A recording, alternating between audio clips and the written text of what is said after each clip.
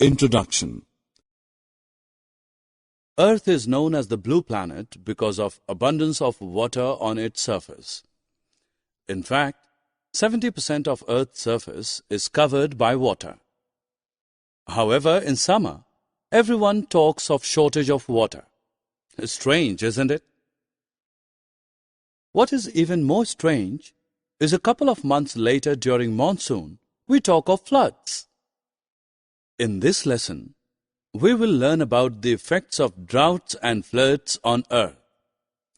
We will also learn the ways to overcome these problems.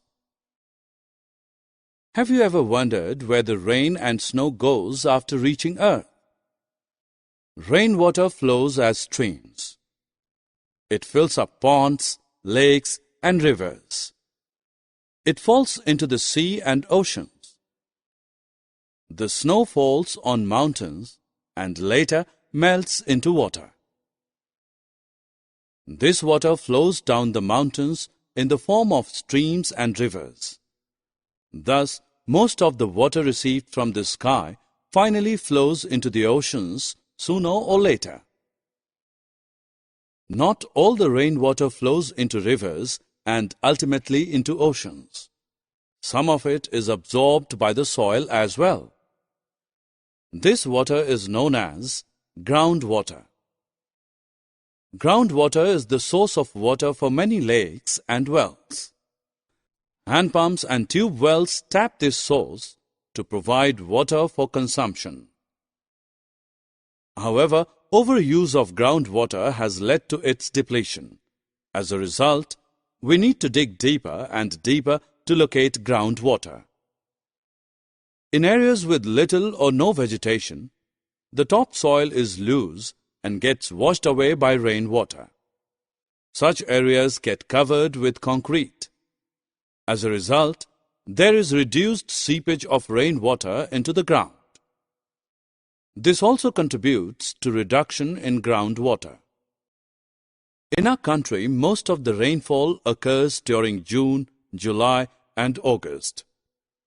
It gives us respite from the hot and humid summer.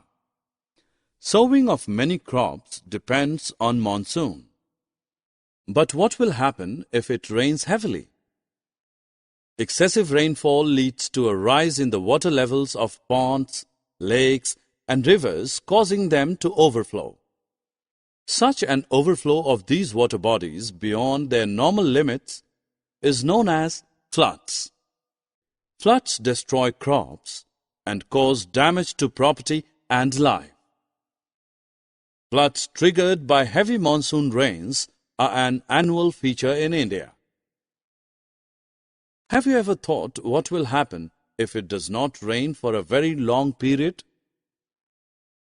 When it does not rain for a very long period, then the soil continuously loses water by evaporation and transpiration.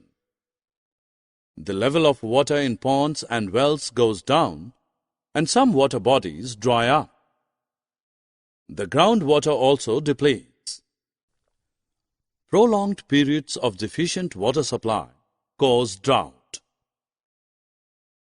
Water can be obtained from natural sources only. A very small fraction of the total water available on Earth is fit for use by plants, animals, and humans. The demand for usable water is increasing with rising population. As a result, the shortage of water is acute in various parts of the world. The scarcity is only likely to worsen in the coming years. So, we as responsible inhabitants of Mother Earth must conserve water and use it judiciously. If we collect and store all the rainwater that collects on our terrace, roads, and pavements instead of letting it run into ditches, we could actually have vast reserves of water. Collecting and storing of rainwater is called rainwater harvesting. The following are the techniques of rainwater harvesting. The rainwater is collected from the rooftop in a storage tank through pipes to be used later for various purposes. Alternately, Instead of collecting the rainwater in a tank, the pipes can carry the rainwater to a pit dug in the ground.